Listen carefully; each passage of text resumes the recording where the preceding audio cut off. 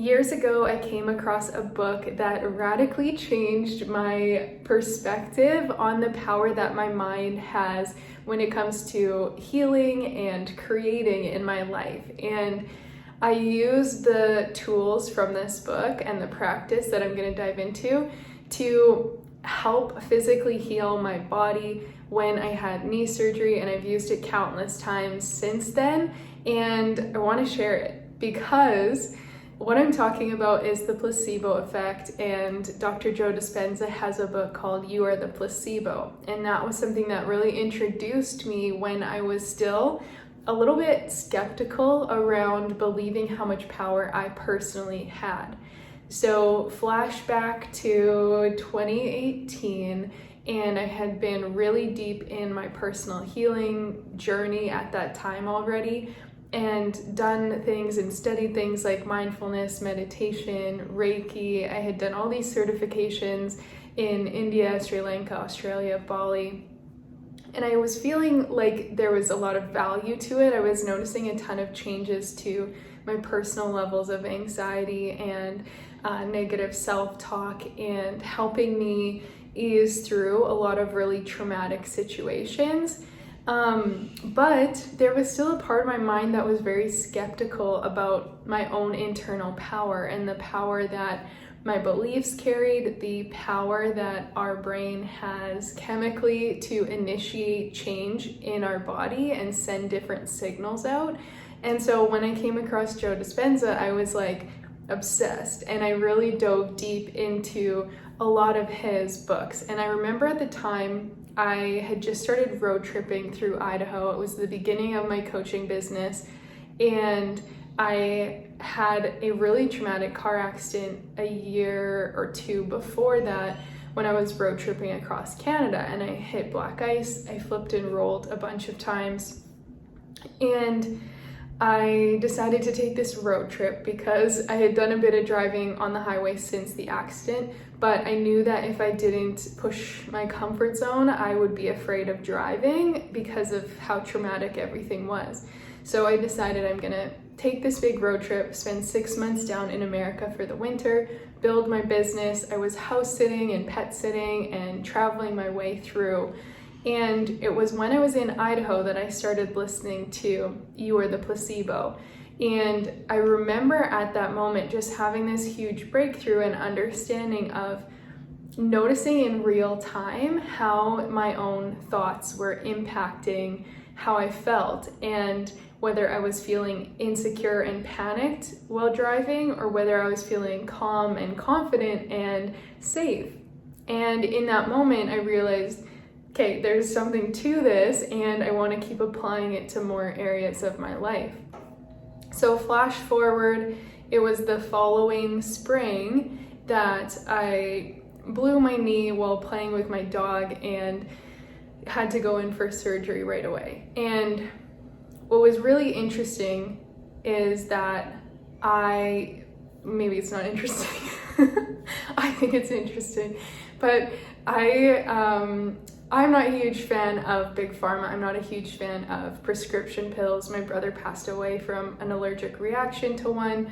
My dad had sensitivities. So going into the surgery already, I was kind of prepping myself. And at this point, I was aware of the subconscious mind and diving into Joe's work, like I said, but I maybe wasn't fully believing in it. But I didn't want to take any kind of medication after the surgery. And what happened is that after the surgery finished, I had expressed these concerns to the surgeon beforehand, and I was prescribed a painkiller that is quite strong. And I expressed more concern and was like, I don't know if I really need that. But everyone just kept saying, it's gonna be so painful, and like you're gonna need it, you're gonna want to take these care. Don't say no, because you gotta catch the pain before it gets worse, or you're gonna really struggle. And it's like all this fear and all this negativity, and call me delusional, call me hopeful, call me naive, I'm all of those things, and call me imaginative. But I was like, I really want to practice the power of the mind. I want to At that point, I hadn't even learned much about quantum healing, but I was into energy work a bit, and I was like, I want to just see how much I can heal myself without this. So I took the prescription, and when I left the hospital, it was middle of the day or evening, so I don't think I took any pill that night. And the next morning, the pain was like not really too bad. I didn't have anything to compare it to. It didn't feel that intense though. But my dad, my aunt, who's a nurse, I think even my mom was a bit like, well, you know, just take one of these today just to make sure you stay ahead of the pain. So I took it, and very quickly, like, I started to get kind of like woozy, and I wasn't communicating very well, and so I thought I'm gonna just lay down and kind of meditate and just relax. But I actually woke myself up gasping for air because my body was reacting to this drug.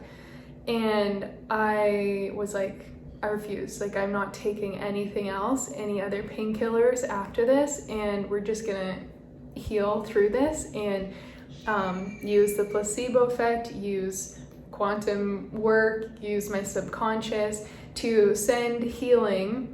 And I began to focus all my energy on the meniscus, which is what I had surgery on, and sending the energy to it, sending healing, visualizing that the area was like even more perfect than it had been when I was a little girl, like before all the tears that happened during volleyball, and like just seeing this pristine meniscus. And I had pre-recorded before the surgery a meditation of me talking myself through of like that, you know, whatever, I don't even know what kind of like cells were needed, but like sending all the cells, whatever hormones, whatever things need to be activated within me to heal, sending it to my knee, seeing that it's repairing, seeing that everything's like working out beautifully. The surgeon had mentioned that because the meniscus tear was really bad, and actually they should have just removed the meniscus, but he kind of Frankensteined me and like tried to repair it to give me more time to potentially prevent arthritis from removing it so young. So he kept it there and like put all these sutures, and it meant that I had to spend a full month with no weight on this leg whatsoever. So a full month of just laying there horizontal, no weight on the leg. And he said, you'll be lucky if you can do things after. Like, he's like, yeah, you'll be able to walk. And like, that was kind of it. He's like, like not really activities, you know, you got to be careful with motions, yoga, probably not. And I remember just being like, I don't want to believe him. And what Joe Dispenza talks about in You Are the Placebo, and he gives so many incredible examples of how when we get a diagnosis from an authority figure and someone we deem to have the answers, typically what happens is unconsciously we adopt that as truth. We believe that narrative. So you have probably, well, I don't want to assume. In the book, he talks about how, you know, someone gets a diagnosis and their whole reality changes, and they're in panic, in fear, in grief, in, you know, sadness about it. And now they are living every single day from the diagnosis and from that being their truth. What's crazy when you look at the power of the mind, the exact same day before they got the diagnosis, they potentially still had that health issue, but they had no conscious awareness of having it. And they might have been happy, they might have been more positive, they might have been more free, they might have actually been more healthy, even if the diagnosis and the health issue was there. But they weren't aware of it, and so they were living from a completely different place. And we see time and time again through the placebo effect that when you believe something is true and you close off other possible realities, you do in fact create that, because we are conscious beings. Our consciousness is co-creating our reality. So if we believe and adopt this diagnosis, then typically we end up continuing that, feeling that way. So for example, with my knee, I was like, I don't want to give this full power. I don't want to believe that walking is like the only activity I'm gonna get to do. And I want to believe and visualize and see myself doing yoga again and being able to like go for jogs or shoot hoops or like maybe do other stuff, right? And I focused the power of my consciousness on that reality. We can look at this in so many different ways, and this is where it gets very like quantum entangled, because when you understand quantum physics and you look at the observer effect and how when scientists would observe the particles and expect things to happen in a certain way, they would get that result. Whereas when they were skeptical and didn't believe it would happen, they got that result. So their observation actually created the change in the reality. So we know through these studies that our consciousness is creating, and therefore it's like a mix of placebo effect and, if someone believes that they can do it or is given a pill and they're told this is going to cure everything, in fact, a lot of times their body actually creates the necessary things to cure them, even if the pill was just like a sugar pill and it had nothing in it. It's like Michael Jordan's magic water in Space Jam. They all think that this is the stuff, and so they're all drinking it, and all of a sudden the Looney Tunes go out and they play amazing. That was a placebo effect. The water was still the same. And that is actually how reality works and how we can co-create, how we can heal naturally. So long story short is that after this surgery, after the 30 days of not walking at all, no weight on my leg, it was very hard, like very weird. Felt like I was learning how to walk all over again. Kind of felt like Forrest Gump with my huge knee brace as I started walking down the street. I have no muscles in my leg. Everything was just like really weak.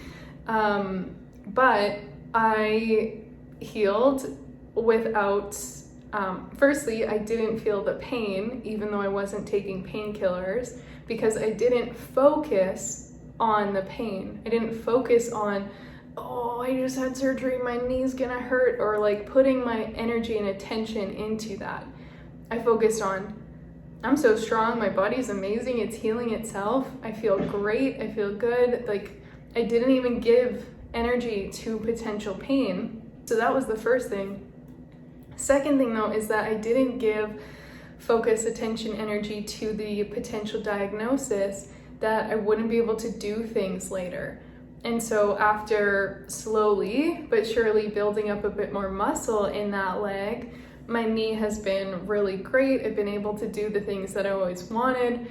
There was like no greater feeling than doing yoga for the first time out at the lake on the dock after the surgery and being like, yes, I can do it, right? And getting to go for that first jog and realize that like these things did happen. Skeptics could say it had nothing to do with the power of the mind, it had nothing to do with the placebo effect. It was a good surgery, or my knee was just like unique and healed or whatever, or it was no big deal. That's totally fine. But when you understand more of the deeper layers to it, you are able to create really powerful things. And I've seen this with my dad after his heart surgery, and he was down to like 14% his heart was operating at, which is extreme heart failure. And they didn't he didn't know, and symptoms were getting worse and all these things escalated. It turned out he had a defect since birth that no doctor had ever talked about or caught really. So he had to get in for emergency surgery, and he was told that the surgery wasn't going to repair, it wasn't going to make things better. It was just going to maintain and help ease the stress on his heart. So instead of working so hard at 14%, it would have support to work, but it would still be at 14%. But there was no estimation of it getting better. And like me, my dad is incredibly stubborn. So when he wants to, he's good at like avoiding looking at the facts, or maybe he's just a bad listener. So he didn't listen to the doctor say that like it's not going to get better. But also he was doing different meditations from Joe Dispenza. I gave him like these different books, You Were the Placebo, Becoming Supernatural, all these things we really focused on like seeing that his heart was healed and healthy and whole and things are operating normally, and the visualization of the desired reality, which was him being back out at the cabin and feeling healthy and actually like going out paddleboarding or kayaking, like things he didn't even do before, but they were part of like his desire at that time and part of what health looked like. And I think it was maybe 6 months after his surgery, he went back in for tests and his heart was at like 44% or something. And my aunt, who's a nurse, was like, this is unheard of. The doctors were shocked, the nurses there were shocked, like it didn't make any logical sense. And again, we can say it's a miracle, we can say it's strange, or we could say that there was power behind his belief and his consistency in seeing himself fully healed. And after doing like probably almost 1,000 now quantum healing sessions with clients, and with myself for sure that many, like seeing the power that we have to shift things, to heal, to like really tap into the power that is God, that is within us. We can do so much when we connect to that and we live from that frequency and we focus on the desire. So when it comes to any kind of healing, when it comes to creating desired realities, manifestation, like really understanding that you don't even have to fully believe, like you have to believe enough. But you could even just opt, if the quantum stuff is too out there or you're skeptical about certain things, whatever, if you just opt in for the placebo effect of like, you know, the way I saw it with my knee was I had nothing to lose. So even though my logical mind was still like not fully sure things would work the way I wanted, I thought I've literally got nothing to lose by being positive and by trying to do this and visualizing it healthy and healed. Like, it's not going to cause any problems. It can't make it any worse. So the best case scenario is I do it and I get the results. Worst case scenario is I do it and I get the results the doctor said and I still have the limitations. But either way, I'm not really losing. Either way, it's still a win-win, right?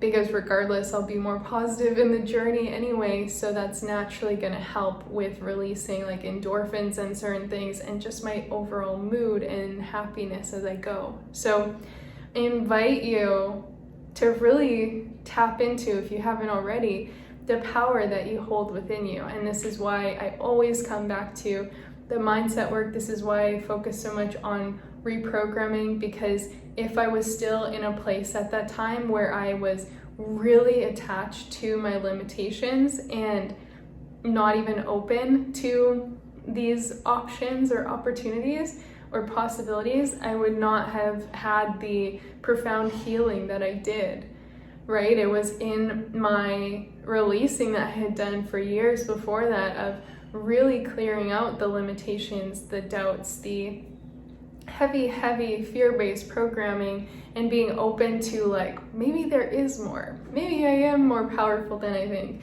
Maybe this healing stuff really works. Maybe I can create a new reality. Maybe if I focus on the good things, my brain is actually sending things. I feel better when I do it, so there's got to be something behind it, right? maybe if I just give this a shot, I can see, and maybe I'll surprise myself, right? Maybe. So like, it was because of so much reprogramming beforehand that I was in the space to be open to that, and that I could start to believe and really get behind the desired reality, even when I didn't have physical proof of it yet.